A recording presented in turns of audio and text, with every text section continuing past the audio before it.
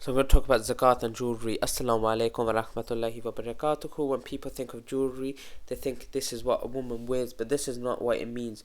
Jewellery means anything made of gold and silver, any kind of jewellery, ruby, precious stones, materials that those are not zakatable. Gold and silver that is made to save your money to invest in it, that is zakatable, even if it was made on haram or for haram.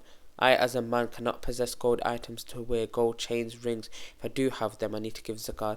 The dispute among scholars is in regard to permissible jewellery and whatever is worn by the women or not, and the most authentic opinion is that gold and silver, when worn by a woman or not, is zakatable.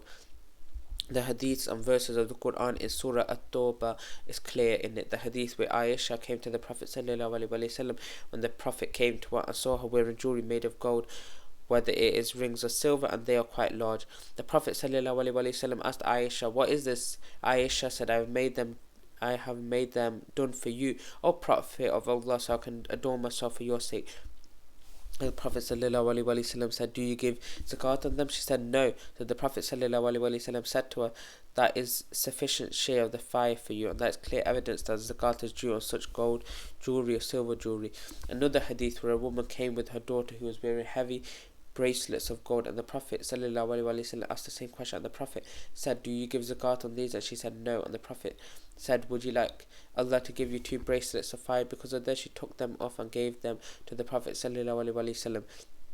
The great misconception among the women is that zakat on her gold jewellery or silver is mandatory upon her husband, not herself.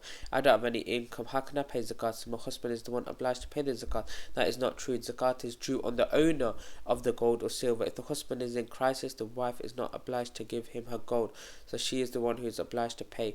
If she doesn't have the income, she can sell some of it to pay this little amount of zakat every year. However, the vast majority of men are kind and generous to their wives, who usually pay this amount willingly, and this will be considered a gift. If we have gold or silver but it does not reach the threshold, we have cash money or we have goods that we trade in, can we combine? There's an issue of dispute. However, we do not combine gold and silver to gold, but if I have one of them 8 grams of gold and cash, then I have to give zakat on them. If I have 500 grams of silver and goods that I trade with, I have to give zakat on both of them together and combine them together. The other category is zakatable wealth, that is zakat on trade goods. Trade goods is anything that is displayed to be sold that I would get money for and buy something else and display that thing to be sold. This is called trade goods. This is, by the way, is a very generic term to whatever I put my money into invest.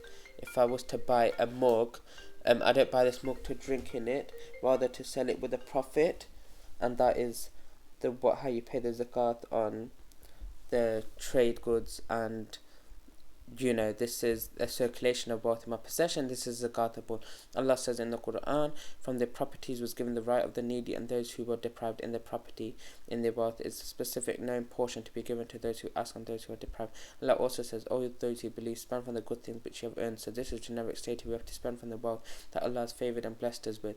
In the hadith of Muad ibn Jabal, when the Prophet ﷺ sent him to Yemen as a teacher, as a da'i, as a judge, he told him to inform them that Allah has enjoined upon them charity from their wealth to be taken from the rich and given to the poor, and this includes most or all of the wealth they provide, providing that it falls under those 4 categories. I leave it here. Fi manillah wa sallallahu wa baraka ala nabina Muhammad. Astaghfirullah. Assalamu alaikum wa rahmatullahi wa barakatuh.